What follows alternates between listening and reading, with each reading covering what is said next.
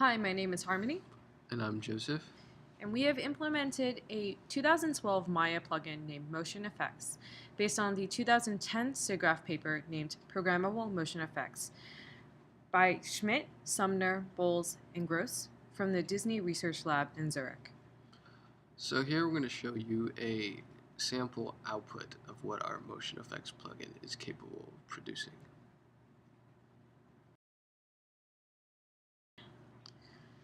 Currently, there are very few tools in order to help 3D artists introduce the idea of motion effects in their work.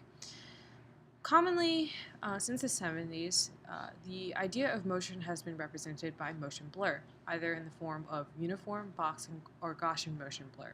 However, in hand-drawn medium, this is very uncommon. Most of the time, the artist will use lines and vary the weight and the size of the lines in order to emphasize speed and weight of the motion.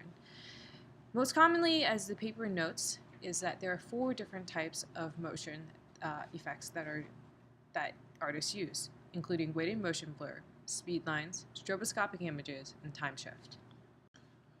In order to create a robust plugin, we've implemented all of these common 2D effects in 3D render.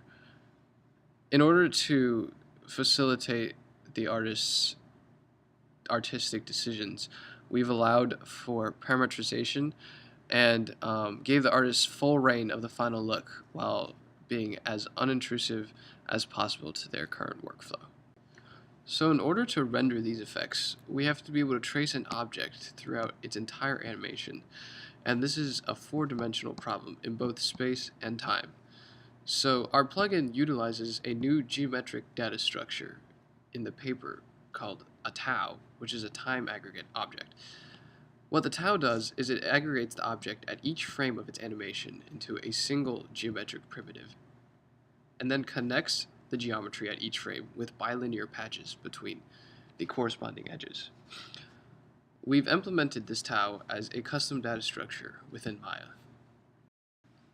Using the tau object, we could then go on to create traces which represent how the object is moving through time and space. We create these traces by first going and shooting rays through the pixel of the picture themselves.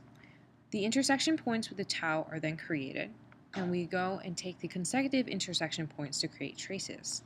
However, not all intersection points are actually part of the trace themselves, and so in order to create trace connectivity, we introduce the idea of a time volume element. A time volume element is the volume swept out by a singular triangle throughout time. If the ray that intersects and the trace that is formed is not within the same time volume element or does not cross into the one that is next to it, then we say that the trace is not connective. We then run MotionFX programs on these traces in order to create the actual overall motion effect. Instead of the original paper's idea of rewriting their own renderer, we have used a rasterization technique that piggybacks off of Maya's existing shading node network. The following are a couple recordings and stills from our actual plugin. They will follow the spinning rod as seen from before. Here is the spinning rod again. We are able to achieve uniform motion blur, stroboscopic images, speed lines, time shift. From these we can see that there are multiple rendering artifacts as we are not focusing on rendering itself. Here we are walking through the actual Maya plugin itself. As we can see, we can go and first create the object, as any artist would. After finalizing the object, and we assume that it is finalized, we will go and create the tau. The tau asks for whether or not the user would like to triangulate. We are assuming that most of the models are finished at this point in time while adding motion effects. The drop-down menu will be allowed, and the user will be able to select from the aforementioned motion effects. We think that this should happen at the end, and so a lot of these are not supported for multiple tau at the current moment. So in summary, our MotionFX plugin successfully implemented and used the tau data structure proposed by the paper.